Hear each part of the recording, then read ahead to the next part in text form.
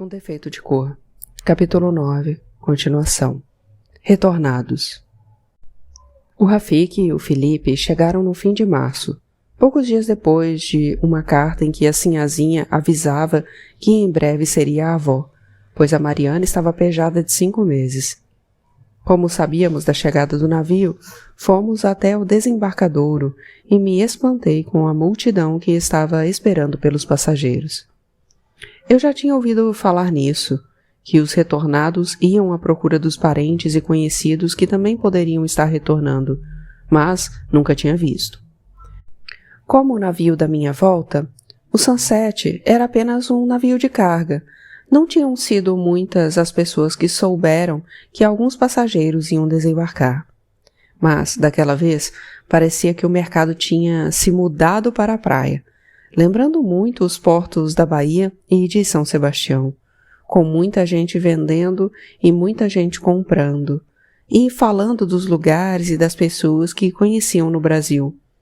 Não sei como eles ficavam sabendo, mas essas chegadas também serviam para reunir os poucos brasileiros que não viviam nas cidades, que deixavam as fazendas e as aldeias e passavam um dia de festa em Uidá.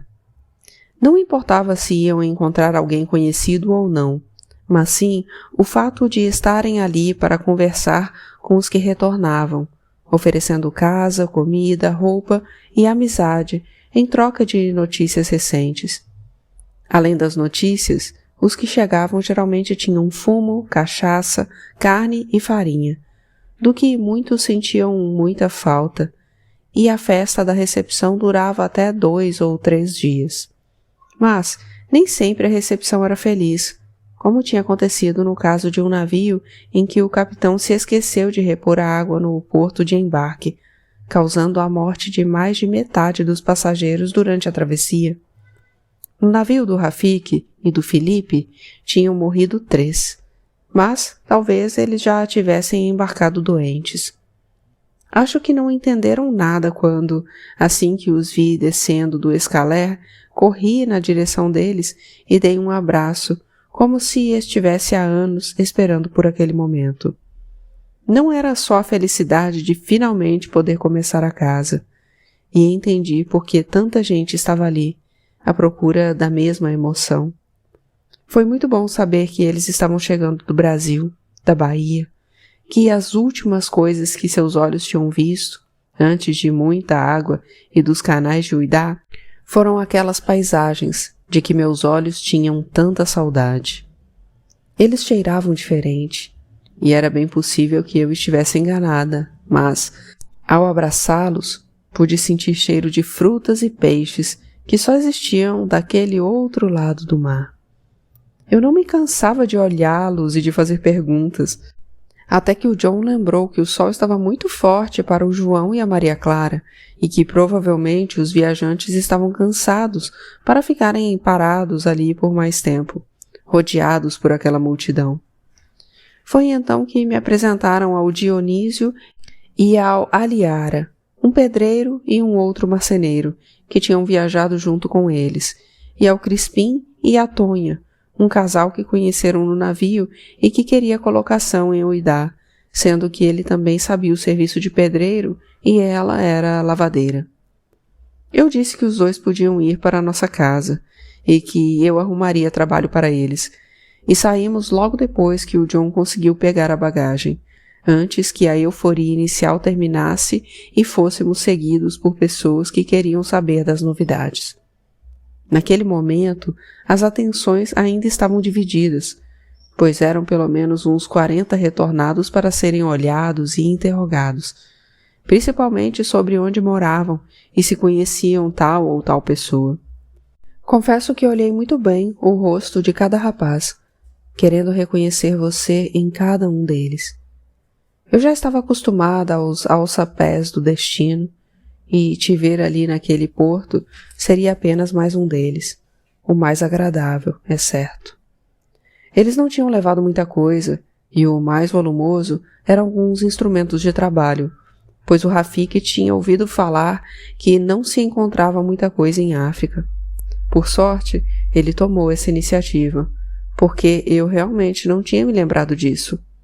O Dionísio e o Aliara me pareceram muito experientes, fazendo perguntas sobre o terreno, o tipo de casa que eu queria construir, essas coisas, e me contaram que também tinham conhecido Sebastião, pois faziam parte da mesma confraria.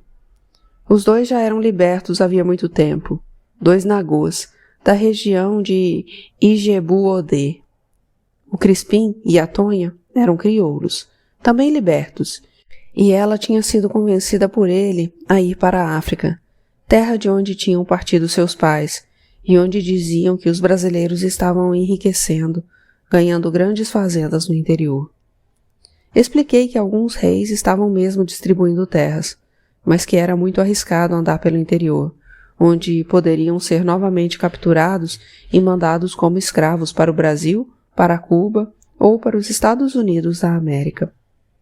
Eles não sabiam onde ficava Cuba e os Estados Unidos. Eu confesso que nem eu sabia direito, mas a palavra escravo serviu de alerta. Naquela primeira noite, dormiram todos na minha casa, mas no dia seguinte fui conversar com Agenor, aquele que tinha alugado a minha primeira casa, e consegui 2 cômodos nos quais eles se dividiram.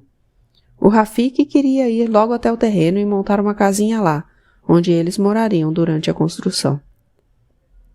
Planejando. A Ainá continuava de cama, chorando dia e noite, e já fazia mais de 10 dias que tínhamos mandado um homem a Porto Novo e outro a Cotonou para falar com os parentes. O Ayodelê tinha melhorado e estava de volta à fazenda, e a Ainá sabia que logo ia começar o período de colheita e tinha medo de que o problema fosse esquecido. Prometi a ela que esperaríamos mais um pouco, e se não tivéssemos notícias dos parentes, pensaríamos em outra solução. Enquanto isso, o Rafik e os outros já tinham construído 2 cômodos de barro e palha no terreno e se mudado para lá. Era bom que houvesse uma mulher com eles, a Tonha, pois assim eu só mandava alimentos e ela preparava, além de cuidar da roupa deles e até da nossa. Quando descobri que ela também sabia costurar, comprei tecidos e mandei fazer algumas roupas do jeito que estava acostumada a usar no Brasil. Os homens começaram a fundação da casa e o Rafik achou muito engraçado como juntava gente para observá-los trabalhando, principalmente brasileiros que, vendo o riscado no chão, tentavam adivinhar o que ia ser cada cômodo. Os selvagens não entendiam quase nada, mesmo porque as casas deles quase não tinham divisões, quando muito, umas separações, como na casa da Norbesse. Muitos brasileiros se ofereceram para trabalhar, e autorizei o Rafik a contratar quem ele quisesse, pois queria ver aquela casa de pé o mais depressa possível. O navio com o Sebastião, o George e o Sam chegou do Brasil e de Freetown, cheio de mercadorias que vendemos rapidamente, algumas para o Xaxá e o Rei Guizo, no caso das armas. No dia da chegada dos sarôs, dei uma grande festa e servi comidas feitas com ingredientes mandados do Brasil, e chamei o pessoal da construção e mais alguns brasileiros. A Tonha ajudou, e fizemos arroz, feijão e carne de sol cozida com legumes, tudo que o Tico tinha mandado em grande quantidade, junto com charutos e cachaça, além de açúcar. Como era muita coisa, e eu sabia que continuaria recebendo remessas regulares a cada 3 meses, dividi com alguns amigos, que agradeceram e retribuíram com muitos presentes para mim e para os ibejis. Mandei também um pouco de comida para o Xaxá, junto com 2 caixas de madeira enfeitadas com ouro e cheias do melhor charuto do recôncavo. Pelos sarôs, mandei para o Tico uma nova lista de compras, o dinheiro da venda dos produtos em Uidá e uma extensa lista de materiais para casa, que levei vários dias fazendo, sob a orientação do Rafik. Andamos juntos por Singbomei. Singbo quer dizer sobrado, e o do Xaxá foi um dos primeiros a serem construídos em Uidá. A concessão do Xaxá no Quartier Brasil, o mais antigo dos bairros brasileiros, observando alguns detalhes que eu queria repetir no meu sobrado. O do Xaxá também foi construído por brasileiros, escravos que ele tinha mandado buscar no Brasil e que depois ganharam a liberdade e viviam entre nós. em consideração ao bom trabalho. Aliás, dizia-se que o Xaxá e seus filhos sempre trataram muito bem os próprios escravos, que eram sempre em maior número do que eles realmente necessitavam, ficando na indolência o tempo todo. De fato, quando eu passava pela concessão, via-os às maltas, sempre sentados ou deitados à sombra, jogando, conversando ou dormindo. Eu disse ao Sr. Nicholas que estava pensando em fazer uma pequena viagem até Popô, para entregar o presente do Isidoro de Souza, e o convidei para ir junto. Ele não podia, pois estava com viagem marcada para Abomé, onde ia visitar a filha e tratar de negócios com o rei Guizo.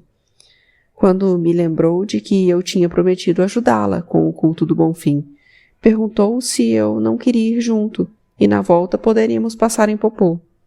Adorei a ideia, mas não pude dar a resposta até confirmar que a Ainá já tinha condições de cuidar dos ibejis, pois a viagem era longa e não dava para levá-los, e o John estava em Freetown.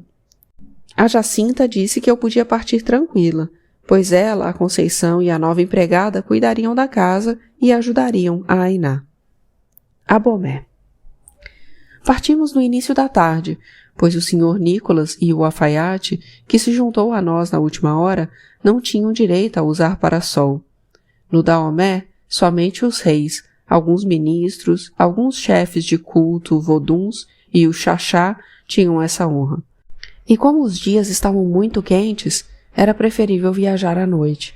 Para evitar o perigo de sermos atacados ou algo assim, fomos acompanhados por um enorme séquito de escravos, que também carregavam muitos presentes para o rei. Além disso, portávamos a bengala do Xaxá, o que queria dizer que éramos uma comitiva oficial levando um recado do Xaxá para o rei. É claro que não era a bengala de uso pessoal do Xaxá, mas um modelo que só ele podia usar e que conferia ao portador o direito de andar livremente e em segurança por todo o reino, como enviado e protegido.